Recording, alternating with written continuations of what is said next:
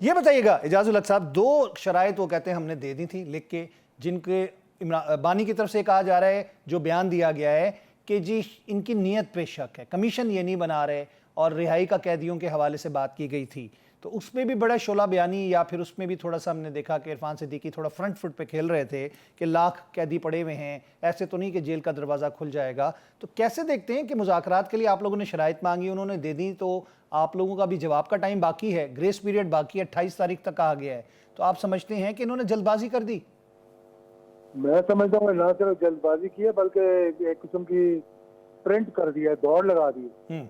यानी कि ऐसे कभी हुआ है कि आप एक डेडलाइन दें और उसके बाद आप उस डेडलाइन से पहले ही मतलब खेल को खत्म कर दें। तो ये तो मतलब एक उनको खुद इस बात का एहसास होगा मेरे ख्याल में कि बॉल हुकूमत की कोर्ट में था और हुकूमत के लिए बड़ी टफ पोजीशन में थी जवाब देने के लिए कि कुछ ना कुछ उनको लचक दिखा कर अकोमोडेशन करनी थी। लेकिन हुकूमत को एक किस्म का उन्होंने मतलब बॉल अब हुकूमत के कोर्ट से इनके कोर्ट में चली गई, मतलब तोपों के रुख अब इनकी तरफ हो गए। और पब्लिक परसेप्शन भी यही है, देखें पब्लिक में बड़ी इसके लिए चहमगोइयां हो रही थी, लोग खुश थे, लोग कह रहे थे कि अच्छा यार मुल्क के लिए मुज़ाकरात हो जाए, इजाज भाई का क्या होगा। बैरून मुल्क से पाकिस्तानी जो है फोन कर करके पूछ रहे थे। अब मैं क्या जवाब दूंगा उनको, मुझे समझ नहीं आ रही। भाई वो पूछेंगे तो सही कि क्या हुआ, तो अब क्या बताएं उनको हम।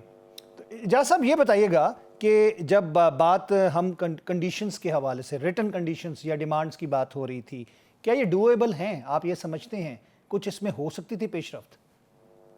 दुनिया की कोई चीज जो है ना वो अनडूएबल नहीं है।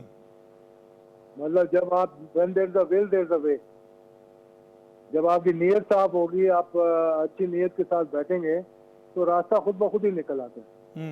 तो ये कहना कि जी हाँ अगर लीगली उसमें कोई लकूमत हैं तो वो बैठ के हम डिस्कस कर लेते हैं, उनके भी वकील हैं।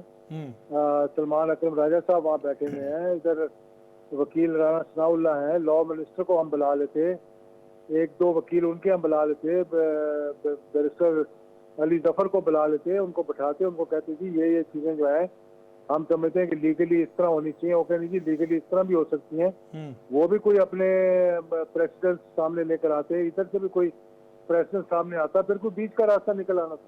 लेकिन इसमें बात यह भी आ रही है कि उन्होंने कहा कि नीयत पे शक है, हुकूमत की नीयत पे शक है, इससे क्या मुराद हो सकती है?